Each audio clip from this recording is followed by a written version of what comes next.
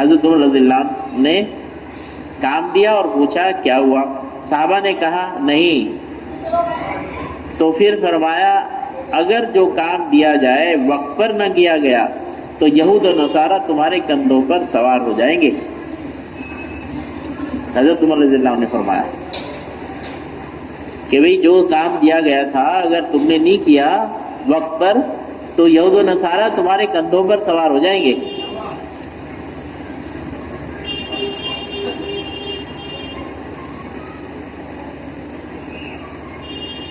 منافق صحیح بات میں روڑا اٹکا کر افتراق چاہتے تھے، وہ بات میں سے بات نکالتے تھے اور صحیح بات کا غلط مطلب نکالتے تھے، غلط رخ پر لے جاتے تھے اس کو.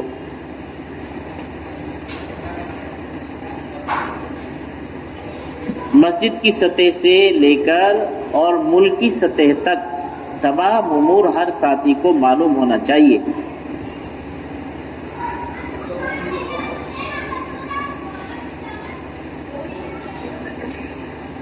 میوات کی کارگزاری میں کیونکہ وہاں 24 گھنٹے 123 مساجد آباد ہیں، یو پی میں 24 گھنٹے 110 مساجد آباد ہیں.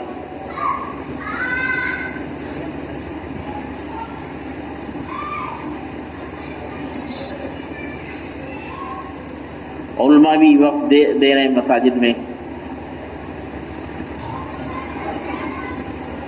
ہر گھر میں دعوت، ہر گھر میں جو ہے مسورات کی جماعت ٹھہرے، کیونکہ یہ ہمارا ہدف ہے.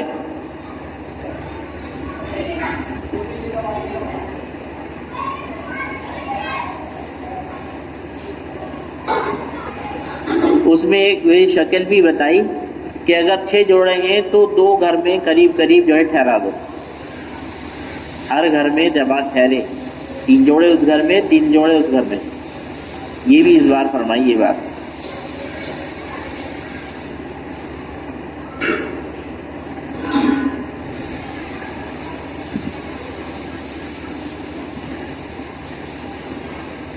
عالم معلم بن جائے، عوام طالب علم بن جائے اور مسجد میں مکتب قائم ہو جائے تو امت کی جہالت دور ہو جائے گی.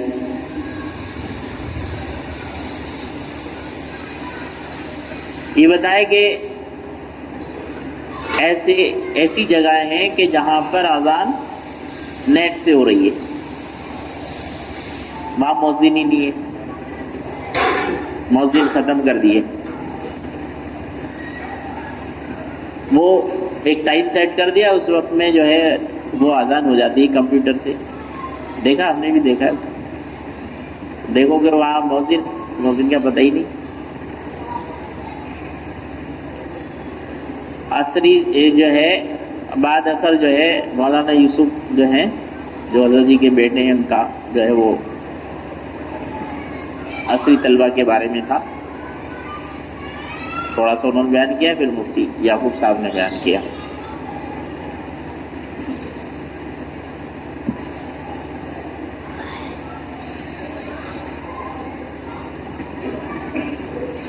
ایک ہی بات یہ فرمائی کہ بھئی جو طالب علم ہے یہ اساتذہ کی نگرانی میں وقت لگائیں اور امر بالمعروف اور نہی عن المنکر کو سیکھیں.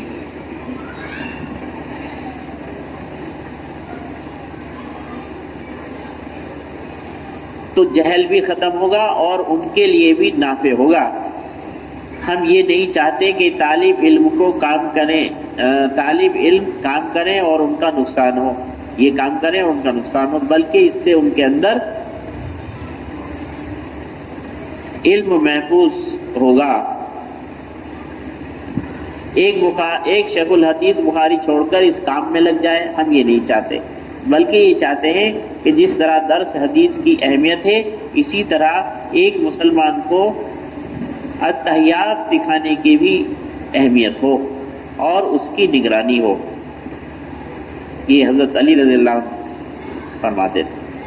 ان کا واقعہ بیان کیا، بڑا واقعہ ہے. علماء کا نکلنا عمر سے جہالت دور ہوگی انشاءاللہ. تو بھئی یہ عصر کے بعد تھا.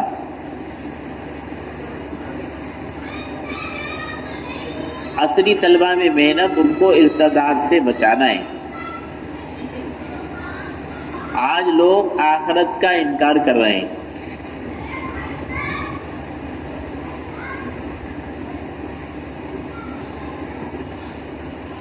مغرب کے بعد جو ہے 30 تاریخ کو پھر مولانا یوسف صاحب نے کچھ باتیں فرمائی کہ بھئی کمزور حلقوں کو مضبوط حلقوں سے جوڑا جائے۔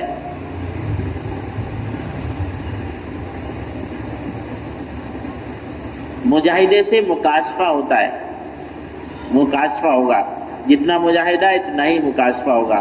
اس مکاشفے سے کام کی رہبری ہوگی مجاہدے پر، پھر اللہ تعالیٰ کام کی رہبری فرمائیں گے، ایسے کرنا ہے، ایسے کرنا ہے۔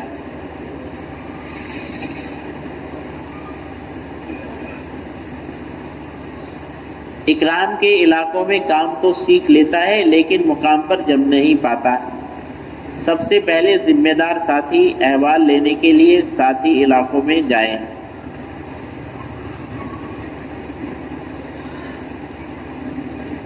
جماعت بھیجنے سے پہلے ذمہ دار ساتھی وہاں پر جو ہے احوال لے کے جائیں، لینے کے لیے جائیں۔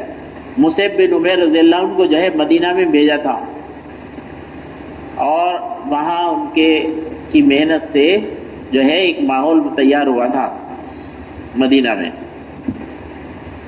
وہ پورے مدینہ میں کام کا ذریعہ بنے۔ اور اسد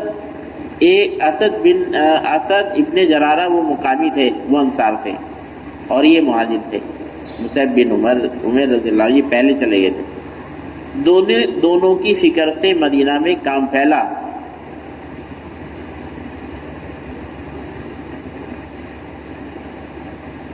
اور ایک یہ ہے کہ بھئی علاقوں میں تسلسل سے جماعت کو بھیجا جائے۔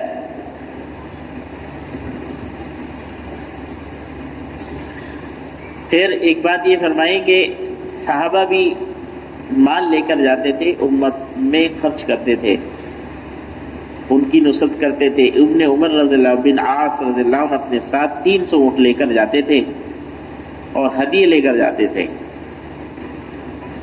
تو ہمیں بھی گئی ہوئی جماعتوں کی نصرت بنانا اور ان کی نصرت کی ترتیب بنانا، ان کی خیر خبر لینا، جو جماعتیں اللہ کے راستے میں گئی ہوئی۔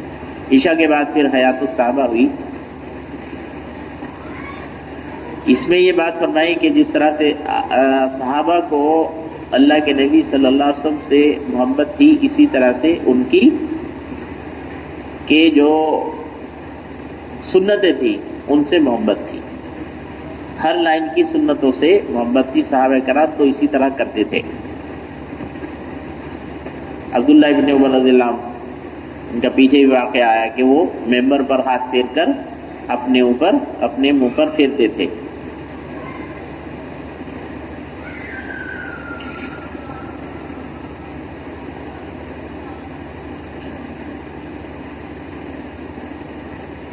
ایک صحابی بار نہا رہے تھے تو ان کی کوپ میں تھوڑا سا مارا اللہ کے نبی صلی اللہ علیہ وسلم نے، تو انہوں نے کہہ دیا آپ نے مجھے مارا ہے، میں بدلہ لوں گا۔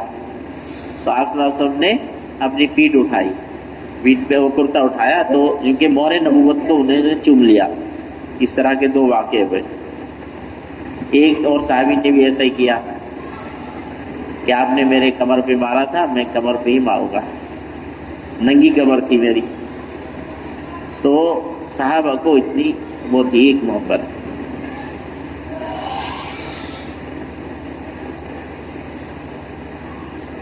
وہ صحابی جو ہے کہ انہوں نے چوما اور یہ کہا کہ بدر میں شرکت کروں گا، ہو سکتا ہے میں شہید ہو جاؤں،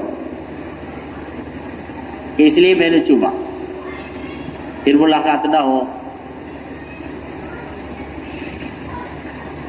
31 تاریخ کو فجر کے بعد حضرت جی نے بیان کیا 2 چیزیں ہیں بھائی، ایک عظمت ہے، ایک رخصت ہے۔ ایک عظمت والا دین ہے، ایک رخصت والا دین ہے۔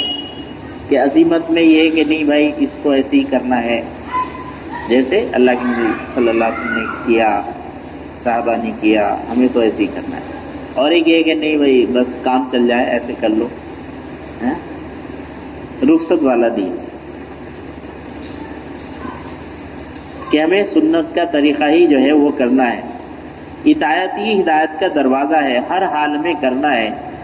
جہاں بھی جائیں گے جو ہے مانیں گے. دھیان سے صحابہ سنتے تھے کہ دلوں میں بات اتر جاتی تھی. بڑی ذمہ داری ہے، ہر حال میں ماننا ہے، اسباب کے انتظار میں نہیں رہنا. اللہ بڑے ہیں، اکرام بڑا ہے. جس دل میں دین کے مٹنے کا غم ہوگا اس کو اللہ آگ میں نہیں ڈالیں گے. حضرت یہ فرماتے تھے اگر کسی بھی لائن میں وہ سنت کے خلاف چلتا ہے تو ہدایت کا وعدہ نہیں ہے، چاہے وہ شعبہ ذکر، اذکار، درس، تدریس کچھ بھی ہو، کیونکہ اس پر ہدایت کا وعدہ نہیں ہے.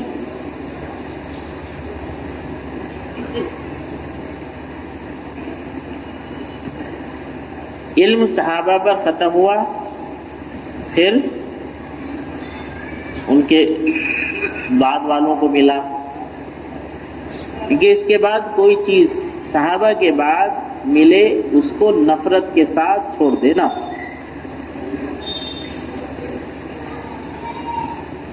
آپ صلی اللہ علیہ وسلم نے فرمایا، انہی امام اعظم رحمۃ اللہ علیہ فرماتے تھے کہ بس صحابہ پر ختم ہو گیا، ان کے بعد جو کوئی چیز ملے تو اس کو نفرت کے ساتھ چھوڑ دو. آپ صلی اللہ علیہ وسلم نے فرمایا میرے بعد ابن خطاب کے بیٹے کو مضبوطی سے پکڑ لینا. یہ خاص طور پر ہے کہ بعد میں لوگ میرے طریقے کو بدلیں گے. اس کی وجہ یہ ہوتی تھی کہ عمر رضی اللہ عنہ کو رخصت پر لانا مشکل تھا. سمجھ رہے؟ رخصت پر لانا مشکل تھا، تو عزیمت والے دین پر تھے اور جو ہے سختی کے ساتھ جمے ہوئے تھے حضرت عمر رضی اللہ.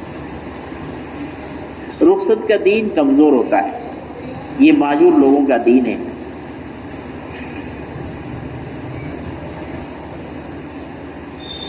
حضرت عمر رضی اللہ عنہ صحابہ سے پوچھتے تھے اگر میں رخصت پر آ جاؤں تو آپ کیا کریں گے؟ تو صحابہ نے جواب دیا کہ آپ کی اتباع نہیں کریں گے. تو صحابہ بھی ایسے تھے.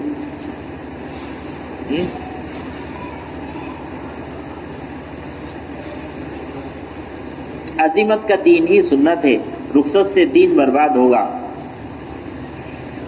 حضر اسود کا بوسہ لینا ہے، یہ سنت ہے. پوچھا کہ اگر بھیڑ ہو تو کیا ہو؟ تو کہا کہ اگر کا جو ہے یہ سوال کہ پھر یہ مقصد سے ہٹا دیتا ہے.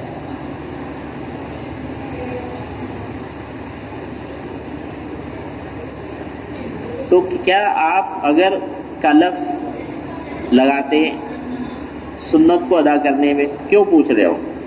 اگر کیوں لفظ لگا رہے ہو؟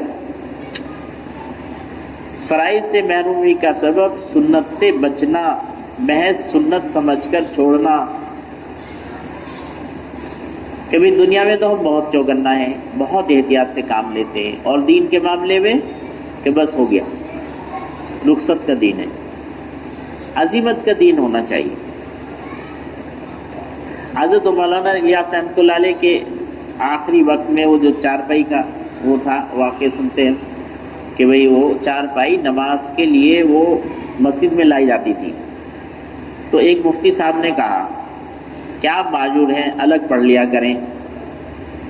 ان کو ڈانٹا تو کہا زندگی بھر تو ہم ایمان کی دعوت دیتے رہے اور مرتے وقت منافق ہو کر مر جائیں.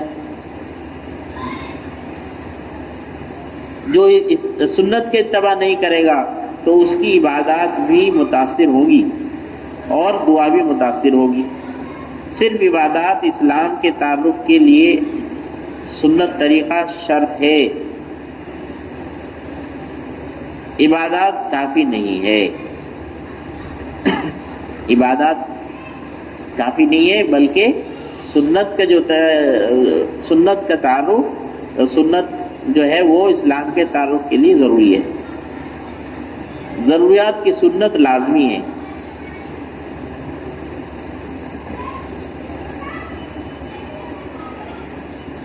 جو درجہ اسلام میں فرائض و عقائد کا ہے وہی درجہ عبادات کو سنت پر ادا کرنا ہے.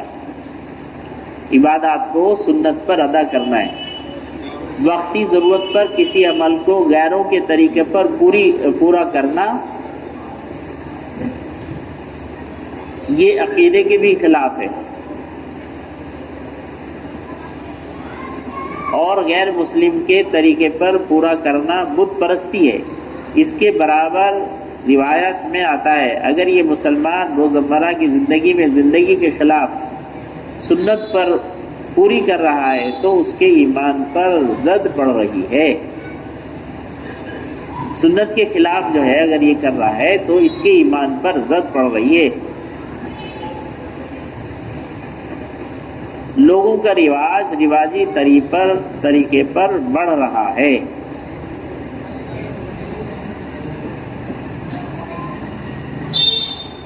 اگر ایک مسلمان کو بت پرستی سے روکا جائے وہی طریقہ سنت کے خلاف سے روکا جائے ضروری ہے۔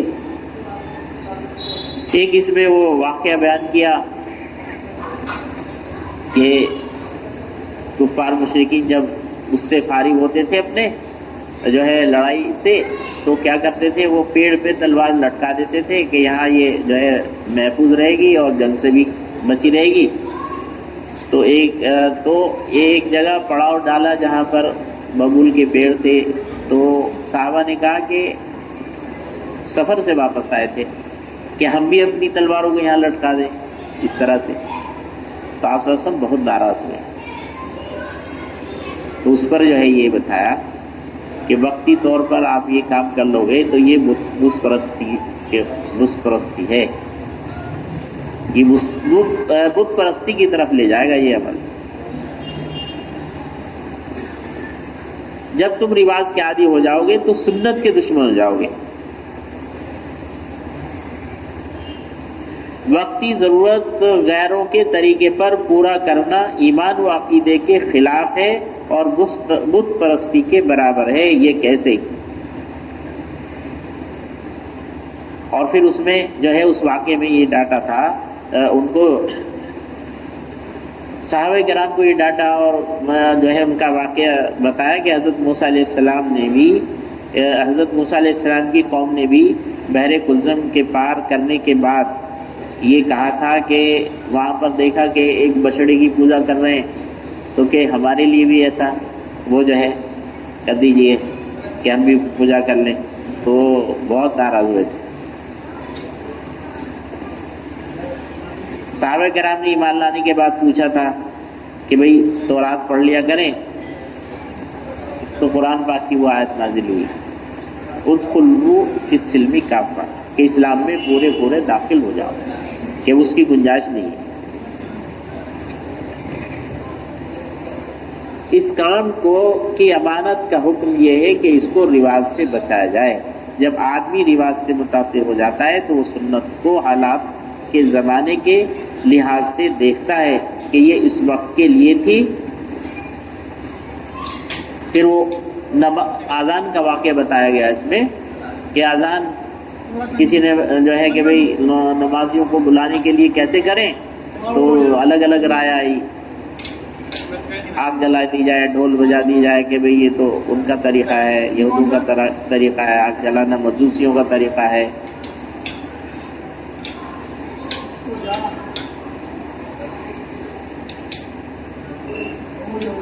یعنی چیز اپنے بنائے جانے کے اعتبار سے اچھی بری ہوتی ہے۔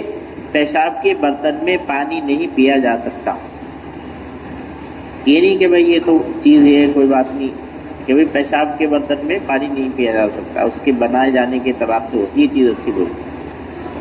آذان کے مشورے میں کبار صحابہ بھی تھے، عام سے آدمی بھی اگر فکر کرے گا تو اللہ امت کے لیے وہ چیزیں دیں گے جو سب کے لیے نافع ہو۔ عام سے آدمی بھی جو ہے فکر کرے تو اللہ تعالیٰ پھر ایسی چیزیں دیں گے۔ سب سے پہلے اذان ہندوستان میں ہوئی۔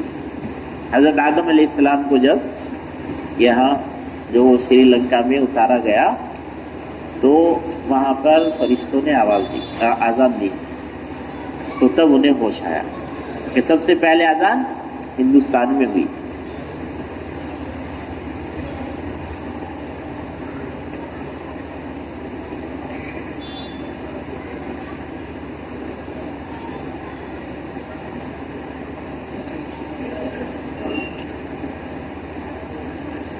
کہ بھئی امت جو ہے سنت دعوت پر آئے، سنت عبادت پر آئے اور سنت عادت پر۔ سنت کا احیاء جہاد ہے، یہاں اتباع کا لفظ نہیں ہے۔ احیاء جہاد ہے، اتباع جہاد نہیں ہے۔ کیا مطلب؟ کہ بھئی سنت کو جو ہے وہ قائم کرنا ہے، کہ یہ جہاد ہے تو احیاء ہے، یہ کس کے لیے جد و جہد کرنی ہے۔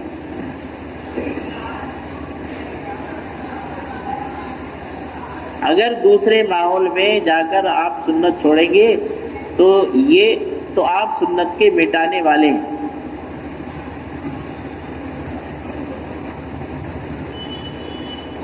جب کفر کی جڑیں دل میں گھر پکڑ لیں گی تو پھر چھوڑ دیں گے، معمولی طور پر سنتوں کو سمجھا جائے گا، تو یہ کیا کفر کی جڑیں دلوں میں گھر کر رہی ہیں۔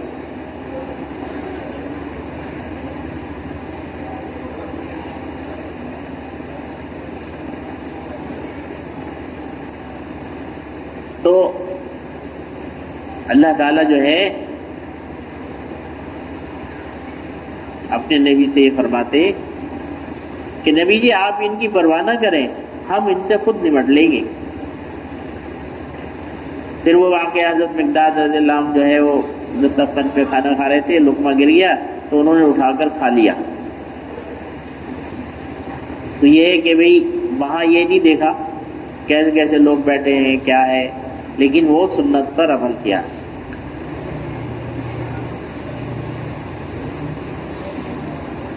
اجتماعی دعوت فرض کفایہ ہے، انفرادی فرض عین ہے ہر مسلمان پر۔ سب سے زیادہ آپ صلی اللہ علیہ وسلم نے اپنے آپ کو انفرادی دعوت میں تھکایا۔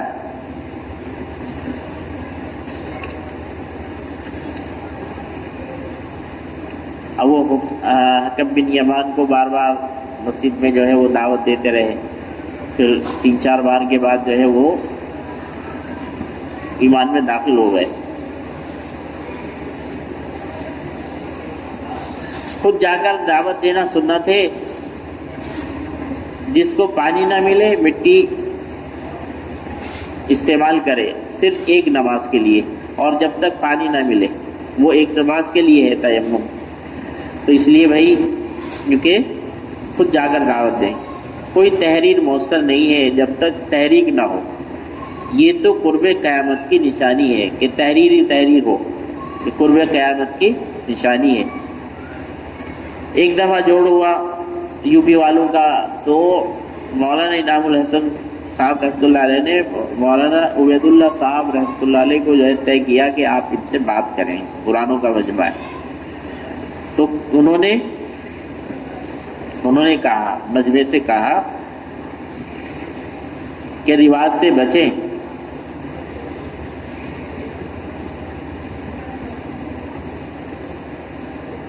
آپ جواز کے متبع ہیں، سنت کے متبع نہیں ہیں۔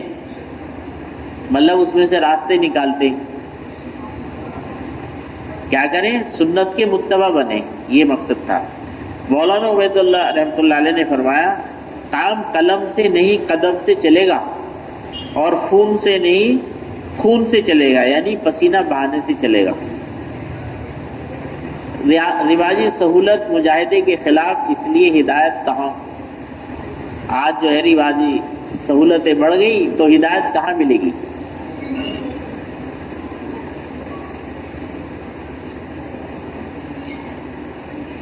نبی کے ذمے قوم کے پاس جانا، خود جانا لازمی ہے۔ مشرک ان کو آپ کو مشرک جو ہے آپ صلی اللہ علیہ وسلم کو منع کرتے تھے پھرنے کے لیے۔ بادشاہوں کو خطوط بھیجے تو جماعت لے کر گئی، بادشاہوں کو خطوط بھیجے تو جماعت بنائی، خط نہیں۔ انہوں نے کہا بھی، جب خط دیا دینے لگے تو انہوں نے کہا جی بس آپ نے خط دے دیا، ہم جو ہے آپ کا خط پہنچا دیں گے، آپ جاؤ۔ تو انہوں نے کہا نہیں، ہم تو بات کریں گے، ہم خود دیں گے خط۔ تو صحابہ کی جماعت تھی جو انہوں نے کہا ہم تو خود دیں گے خط بادشاہ کو۔ حدود لے کر 30 صحابہ گئے بطور ثبوت کے لیے. تو یعنی خود جانا اس کا کوئی بدل نہیں ہے.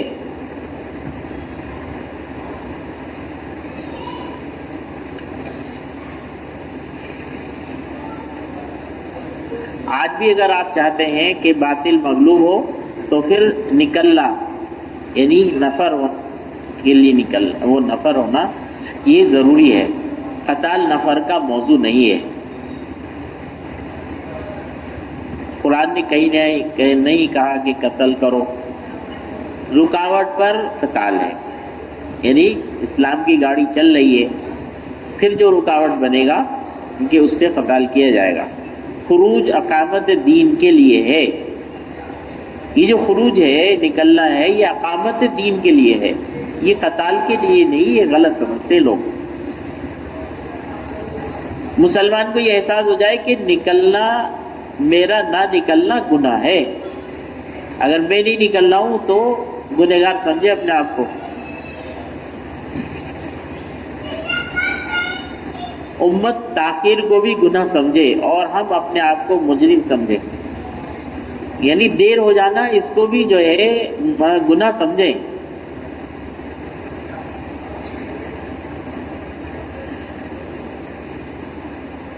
بعض ظہر یہ صبح 10 بجے جو ہے بیرون جماعتوں کے رخ ملے،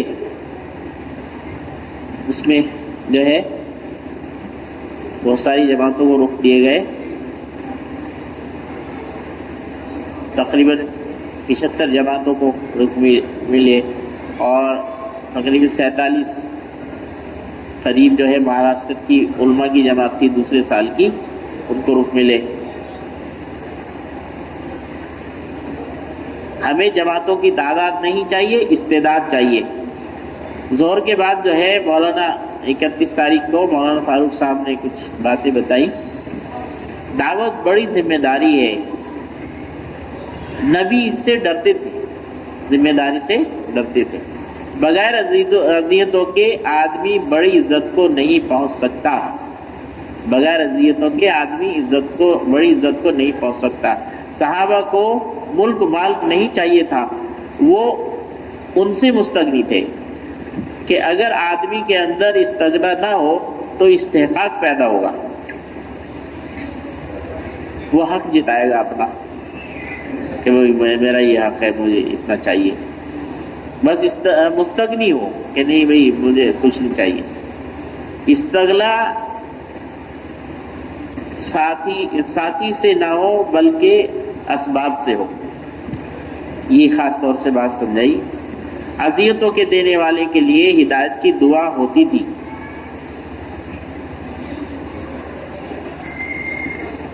علاج یا انتقام کا جذبہ صحابہ کے اندر نہیں تھا، اس لیے اللہ نے ان سے کام لیا تھا. بڑے حوصلے تھے. سمندر کو لطفہ کہہ دیا، وہ سمجھتے تھے کہ یہ کچھ نہیں ہے. ذمہ داری کا بوجھ لینے پر مدد آتی ہے. صحابہ حوصلوں سے کام کرتے تھے، تجربات پر یقین نہیں کرتے تھے بلکہ حکم پر. سمندر میں گھوڑے ڈال دیے. سمندر میں ایک ساتھی گرے اور ان کا کٹورا بھی گرا تو ان کو ساتھیوں نے جو ہے سنبھال لیا. تو بعد میں وہ انتظار کرتے رہے کہ بھئی میرا کٹورا ضائع نہیں ہوگا. وہ کٹورا سمندر کے کنارے آ کے لگ گیا. جو بات عملے کے ذمہ دار میں ہوگی وہ عملے میں آئے گی. انفرادی دعوت کے ذریعے حوصلہ بڑھانا، اللہ کا تعارف کرانا اور اللہ کے خزانوں پر یقین جو ہے دلانا. ذمہ دار اندر پھریں، امت کا کیا حال ہے. جب عملہ اپنا حوصلہ دکھائے گا تو اللہ اپنا کام کریں گے. یعنی حوصلے کے ساتھ پھریں، اپنا کام کریں گے، نصرت وغیرہ کریں گے اللہ تعالیٰ. نیوں کا آنا اور پرانوں کا بیٹھنا، کیونکہ یہ کام کی تنزلی ہے. باطل تمہارے روزے نماز سے نہیں ڈرتا بلکہ وہ تمہارے پاکیزہ ماحول سے ڈرتا ہے. حضرت جی رحمۃ اللہ علیہ فرماتے تھے اسلامی معاشرت حیا، پاک دامنی، سادگی اس کے مقابلے میں باطل کپڑے کھانے لائے ہیں.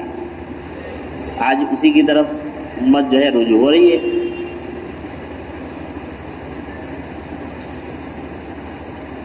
وہ دعوت کے ماحول میں دعوت دینا ہے، ورنہ دوسرے ماحول میں کیسے دعوت دیں گے؟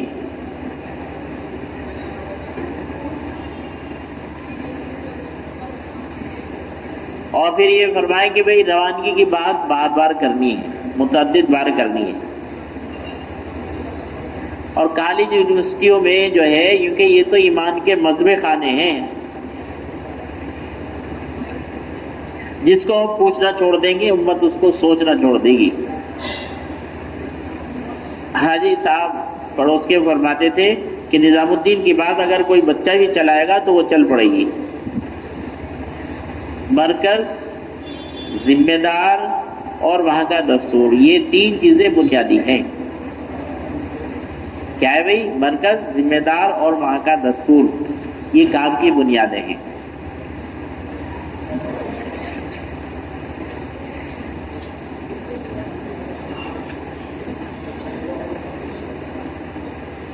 حیات الصحابہ میں عشاء کے بعد 31 تاریخ کو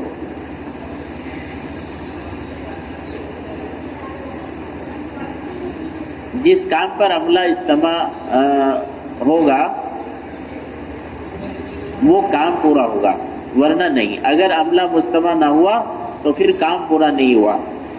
اس سے دو فائدے، ایک تو کام پورا ہوگا اور آنے والوں کو اس سے سبق ملے گا. یہ جب ہو سکتا ہے جب عملہ ساتھ ہو. آپ صلی اللہ علیہ وسلم کے ساتھ عملہ رہتا تھا. یہ جب ہی ہو سکتا تھا جب پہلی صف کا عملہ ساتھ ہو، اور پہلی صف ایک ہوتی ہے. اگر کوئی شخص صف اول سے نکل جائے اس کو آخری صف میں جگہ ملنا مشکل ہے. وہ نکلتا چلا جائے گا، وہ بھی آخری صف میں بھی کوئی کھڑا ہے کہ وہی پہلی صف سے اب وہ کوئی نکل گیا. ہجرت کی دو قسمیں، ایک عام ایک خاص. بہتر یہ ہے کہ ہمارے ساتھ رہو، یہ فرماتے تھے کہ بھئی بہتر یہ ہے کہ ہمارے ساتھ رہو. اور ایک یہ ہے کہ جب بلائیں جب آ جائے. بہتر اول ہے، دوسری بہتر نہیں ہے. یعنی یہ ہجرت جو پہلی ہے کہ ہمارے ساتھ رہو، یہ بہتر ہے، دوسری بہتر نہیں ہے. جو اجازت لے کر جاتے ہیں کہ ان کے لیے استغفار کریں، نبی سے حکم ہے. یہ کام امر جامع ہے، ہر آدمی کی ضرورتیں ہیں. عملے کے جمع ہونے پر عالمی تقاضے پورے ہوں گے، ورنہ نہیں.